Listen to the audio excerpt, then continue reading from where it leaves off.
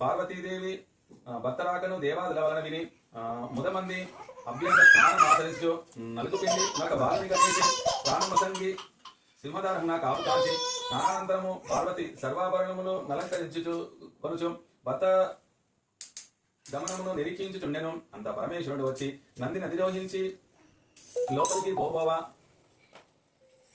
బాలుకుడు అడ్డగింప కోపావేశుండై త్రిశూలంచే బాలుని కంఠం దునిమి లోనికేగెను.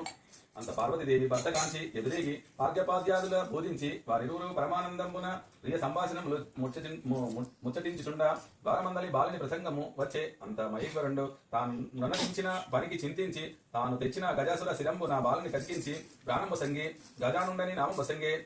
అతనిని పుత్రప్రేమమున ఉమామహేశ్వరులో పెంచుకొని చుండిని. గజానందను తల్లిదండ్రులను పరమ భక్తితో సేవించుచుండెను. ఇతడు సులభంగా ఎక్కి తిరుగుటకు అవింద్యుడను ఒక ఎలుకను వాహనముగా చేసుకుని నేను కొంతకాలంలో పార్వతి పరమేశ్వరులకు కుమారస్వామి జన్మించెను. ఇతడు మహాబలశాలి.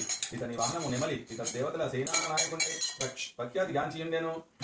విఘ్నాధిపత్యం ఒక కృష్ణుని సేవించి విఘ్నములకొక్కని అధిపతిగా తమ కుసంగమని కోర్చి గజానుడు తాను జ్యేష్ఠుడును గనుక ఆ యాధిపత్యము తన కుసంగమనియు గజానుడు మరుగుచ్చివాడు అనవరుడు అసమర్థుడుగాన ఈ యాధిపత్యము తన కుసంగమని కుమారస్వామియు తండ్రిని వేడుకొని అంత కుమారుల చూసి మీలో నెవ్వరు ముల్లోకమందలి గుణ్యతులలో స్నానమాడి ముందుగా నా యుద్ధకు వచ్చేలో వారికి ఆ యాధిపత్యం ప్రసంగుదునని మహేశ్వరుడు పలుక వల్లేనని సమ్మతించి కుమారస్వామి నెమలి వాహనం ఎక్కి వాయు వేగంబున నేగే. అంత ప్రధానుడై తండ్రిని సమీపించి అయ్యా నా అసమర్థ మెరింగియో నిట్లానకి మీ పాద సేవకుండను నా యందు సకృపాయంబు దేవి రక్షింపని నేను ప్రార్థింప.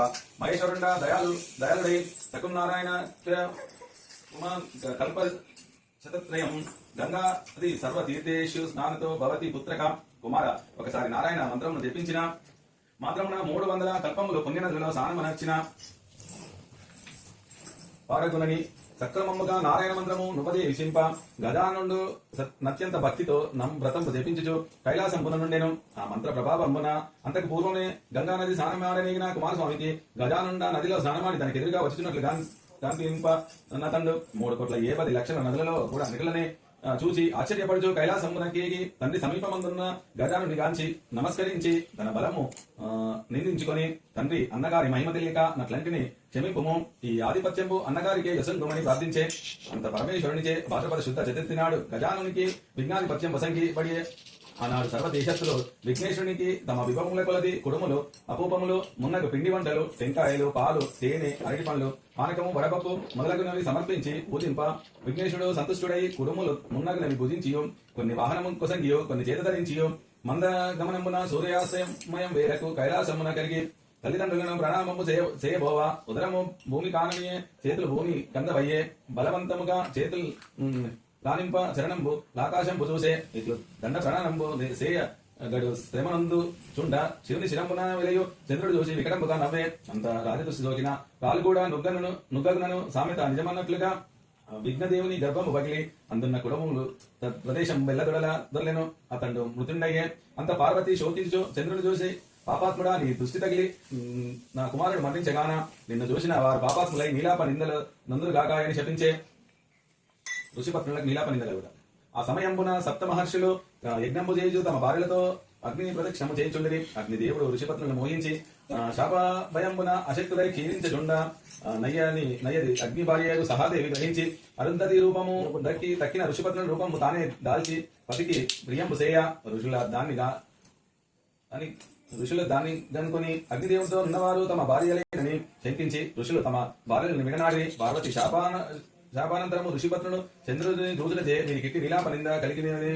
దేవతలను మునులను ఋషిపత్నులను యాపద పరమేశ్వరికి తెల్ప. నా తండ్రు సర్వజ్ఞుడగుటచే అగ్నిహోత్రుని భార్యే ఋషిపత్నుల రూపము దాల్చి వచ్చుచుండ దిల్పి సప్త ఋషులను సమాధానపరిచి వారితో కూడా బ్రహ్మ కైలాసమున కేతించి ఉమామహేశ్వరుల సేవించి మృతుండై పడి ఉన్న విఘ్నేశ్వరుని బతికించి ముదంబు గూర్చే.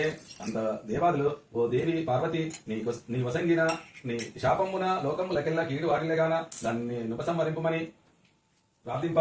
పార్వతి సంతుష్ట తరంగయ్యి కుమారుని జడదీసి ముద్దాడి ఏ దినమున విఘ్నేశ్వరుడు చూసి చంద్రుడు నవ్వినో ఆ దినమున చంద్రుని చూడరాదు అని శాప వసనము బొసంగే. అంత బ్రహ్మాదులు సంతసించు తమ గృహము కేగి భద్రపద శుద్ధ చతుర్థియందు మాత్రము చంద్రుని చూడక జాగరూకులై సుఖముగా నుండి ఇట్లు కొంతకాలం గడిచే శమంత కోప మహారాజ్ కి విఘ్నేశ్వరుని కథ ప్రారంభం.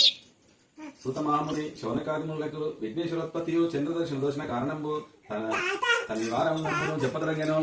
పూర్వం గజరూపము గల రాక్షసేశ్వరుడు శివుని గూర్చి ఘోర తపం నచ్చెను. ఏంది అదే అర్జునుడు ప్రత్యక్షమై వరంబు కోరమను.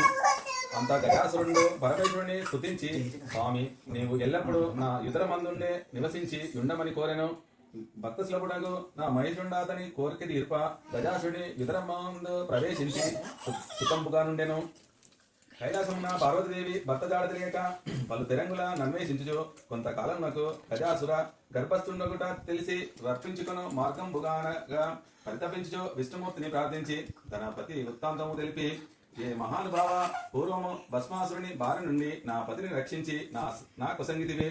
ఇప్పుడు కూడా నుపాయంత్రముచే రక్షింపుమని విలపింప శ్రీహరి పార్వతి నురడించి పంపే. అంతనా హరి బ్రహ్మాది దేవతలను పిలిపించి గజాసుర సంహారమును గంగిరెద్దుల మేడమే యుక్తమని నిశ్చయించి నందిని గంగిరెద్దులను తెలిసి బ్రహ్మాది దేవతలందరికీ తలకొక వాయిద్యం ధరింపజేసి తాను చిరుకంటలు సన్నాయి దాల్చి గజాసుర పురంబుజొచ్చి జగన్మోహనంబుగా నాడించుచుండ గజాసురుడు విని వారుల పిలిపించి తన భవనము నెదుట నాడించవలెనని నియమించెను. బ్రహ్మాది దేవతలు వాద్య విశేషములు గోరు సర్ప జగన్నాటక సూత్రధారియగు నా హరి చిత్ర విచిత్రంబుగా గంగిరెద్దు నాడించగా గజాసురుడు పరమానందభరితుడై మీకేమి కావలినో కోరుకొండ సంగెదనని హరి సమీపించి, ఇది శివుని వాహనమగు నంది శివుని కనుగొనుటకు వచ్చగాన శివుని సంగమని పలికే.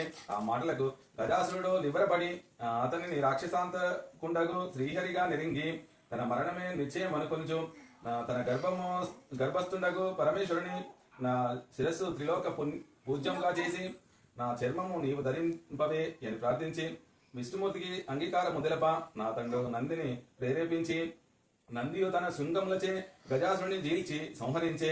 అంత మహేశ్వరుడు గజాసుర గర్భంబు నుండి బహిర్గతుండై విష్ణుమూర్తిని స్తుతించే. అంత నా హరి దుష్టాత్ముల కిట్టి వరంబులు ఇయరాదు ఇచ్చినచో పామునకు పాలు పోసినట్లగునని ఉపదేశించి బ్రహ్మాది దేవతలను వీడుకొల్పి తాను వైకుంఠము కేగి శివుండు నందినికి కైలాసంబు గతి వేగంబు గాజనియే.